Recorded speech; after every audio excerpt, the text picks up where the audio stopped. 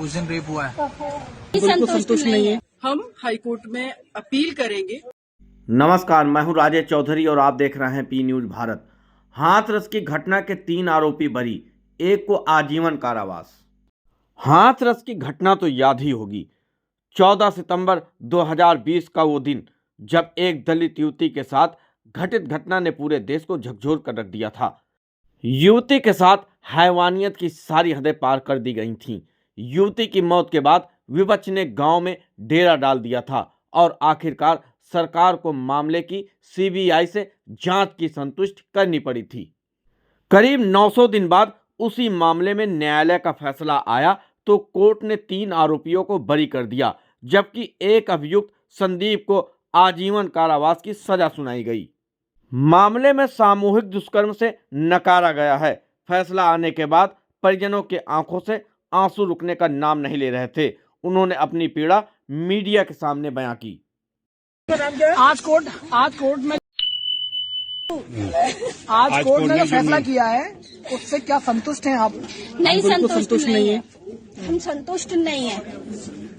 अपना संतुष्टि जब होगी जब चारों को सजा मिलेगी, तब संतुष्ट होंगे हम। तो क्या अस्थियां जो रखी है विसर्जित करेंगे? नहीं, उनका विसर्जन जब होगा जब चारों को सजा मिलेगी तब। अब आगे क्या कदम होगा आप लोगों? सुप्रीम कोर्ट जाएंगे, हाई कोर्ट जाएंगे, आगे न्यायालय और है उनमें है, उनके लिए हम लोग अपील करेंगे। मगर इस कोर्ट से जो भी मिला है और संदीप को जो सजा मिली है, संदीप की सजा से हमारा कुछ वो नहीं है हो रहा ना। संदीप से सजा से न्याय नहीं मिला? क्या न्याय मिला उससे? बताइए क्या न्याय मिला है उसकी सजा से? ठाकुरवादी, जातिवादी न्याय, धर्मवादी न्याय, ये न्याय मिला है तो ठाकुर लोगों को न्याय मिला है, हम लोगों को न्याय नहीं मिला। योगी जी ने ना ठाकुरवादी बना के रखा है यूपी को, ठाकुरवादी है। हम भंगी की औलाद है, छाती ठोक के बोलते हैं भंगी को। ठाकुरवादियों से ज्यादा वो नहीं करते हम, क्योंकि उन्हें न्याय मिला है, हमें न्याय नहीं मिला। हम हिंदू नहीं है, हम लोग हिंदू भी नहीं है, क्योंकि हिंदू होने का कोई मतलब है? आप बताइए, कोई है? नहीं है। हम किसी गिनती में नहीं आते, गंदे नाले कीड़े मकोड़े बना रखा है हमको तो। कोर्ट ने लवकुश, रामू और रवि को दोषमुक्त कर दिया है।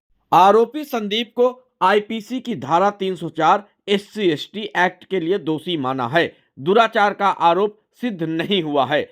दोषी संदीप ठाकुर को आजीवन कारावास की सजा सुनाई गई है। वह 40,000 का जुर्माना भी लगाया गया है। पीड़ित परिवार की वकील सीमा कुशवाहा ने फैसले के खिलाफ हाईकोर्ट जाने की बात कही है। में एक अक्यूज, 4 में से एक अक्यूज संदीप को आजीवन कारावास की सजा सुनाई है।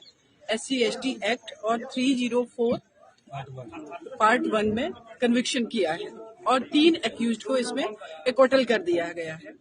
हम हाईकोर्ट में अपील करेंगे और मुझे पूरी उम्मीद है कि आज एक को सजा हुई है, बाद में उन तीनों का भी कन्विक्शन होगा। जी मैम, यहाँ पे ये जो 3 जो बरी हो गए हैं, इसमें क्या मानेंगे? क्या इसकी कोई कमी रह गई थी? देखिए, इसमें शुरुआत से ही देखें, एक सबसे इम्पोर्टेंट बात ये है कि अगर एक का इसमें कन्विक्शन हो रहा है और पहले दिन 14 सितंबर 2020 को चंदपा थाने में वो बेटी पहली बार इसका एक्यूज जिसका कन्विक्शन हुआ है उसका नाम ले रही है। 16 तारीख को उसने अपने परिवार को बताया। तो जब इस केस में एक ही अपराधी था तो फिर SI वर्मा के खिलाफ सीबीआई ने चार्जशीट क्यों फाइल कर दी नेग्लिजेंसी में?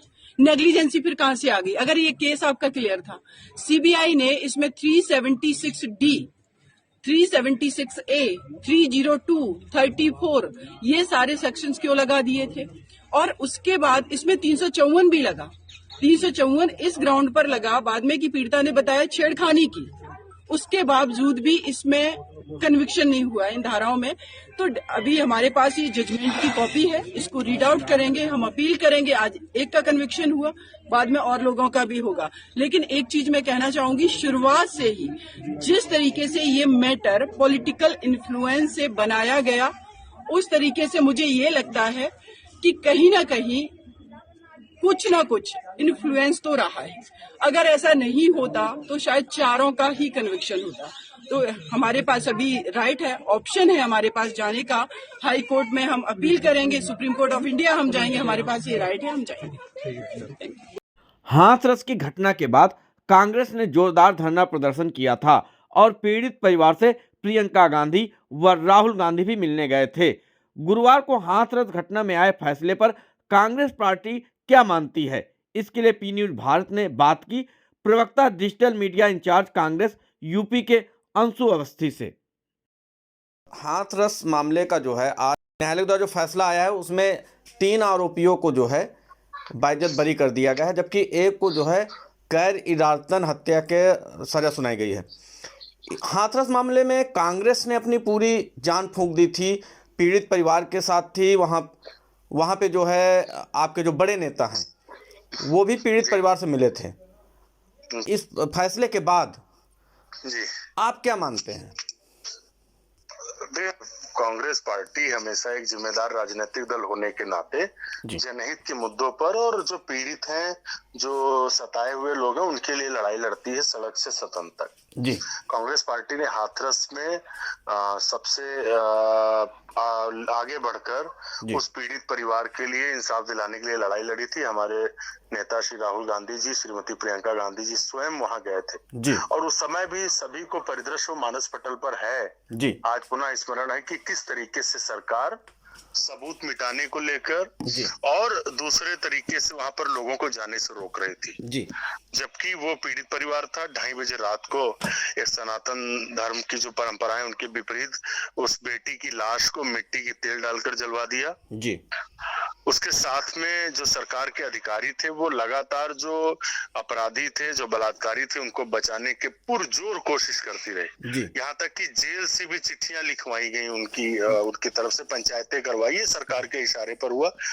तो ऐसे में जो आज न्यायालय का निर्णय है जी, वो ये दर्शाता है कि भाजपा सरकार हर एक घटना में, ये हाथरस की नहीं, लखीमपुर की घटना हो या हाथरस की हो या उम्भा की हो, सरकार अपनी कमियों को छिपाने और अपराधियों को बचाने में पूरी ताकत लगाती, जबकि सरकार की जिम्मेदारी थी कि पीड़ित को न्याय दिलवाती जी। इस मामले में भी न्यायालय में सबूत जो सरकार ने मिटाए, मजबूती से साक्ष्य नहीं रखे गए जी, मजबूती से सबूतों को नहीं पेश किया गया और जो पीड़ित था उसकी लड़ाई नहीं लड़ी गई। इसीलिए न्यायालय में साक्ष्य की कमी होने की वजह से आज वो जो अपराधी हैं वो बाहर आ गए। जिस तरीके से केंद्रीय मंत्री जो मिश्रा हैं, टेनी मिश्रा जी, उनके बेटे को भी बचाने में सरकार ने पैरवी नहीं की। हाई कोर्ट में उनकी बेल हो गई, जब सुप्रीम कोर्ट ने फटकार लगाई तो वो उसकी बेल खारिज हुई। तो गवर्नमेंट की जिम्मेदारी थी कि जो पीड़ित हैं उनको बचाती, उनके लिए अच्छे से सबूत रखती, उनकी वकालत करती। आज इसी वजह से उस पीड़िता को न्याय नहीं मिल पाया। यानी आपका मानना है कि भाजपा सरकार ने इस जो हाथरस मामला उसमें शिथिलता बरती, आरोपियों के साथ रही, इसलिए वो आरोपी बच गए। शुरू से अपराधियों के साथ थी और ये एक घटना नहीं जी, हजारों प्रमाण है। चाहे वो कुलदीप सेंगर को बचाना हो, केंद्रीय मंत्री टेनी मिश्रा के बेटे को बचाना हो, आजमगढ़ में जो घटना हुई, लखीमपुर में किसानों पर जो घटना हुई, उम्भा में हुई, ये हाथरस की घटना, तो सरकार अपराधियों के साथ खड़ी और इसीलिए अपराध नहीं कम हो रहे हैं, क्योंकि अपराधियों को ये पता है कि सरकार उनके साथ खड़ी है और उनको बचाने के लिए पुरजोर कोशिश करेगी। मजबूती से न्यायालय में साक्ष्य नहीं रखे गए, जिसकी वजह से उस पीड़िता को इंसाफ नहीं मिला है। हम लोग उसकी लड़ाई लड़ेंगे। ठीक है, सरकार इस निर्णय से साफ हो गया कि सरकार अपराधियों के साथ है, कांग्रेस पार्टी पीड़ितों के साथ है। हम उनकी जो लड़ाई है उससे और आगे बढ़ाएंगे। हम सुप्रीम कोर्ट जाएंगे या जो भी यथोचित न्यायालय होगा वहां जाएंगे। सरकार चाहे जितनी कोशिश कर ले, पीड़ित को इंसाफ मिलकर रहेगा। अपराधियों को भाजपा सरकार बचा नहीं पाएगी।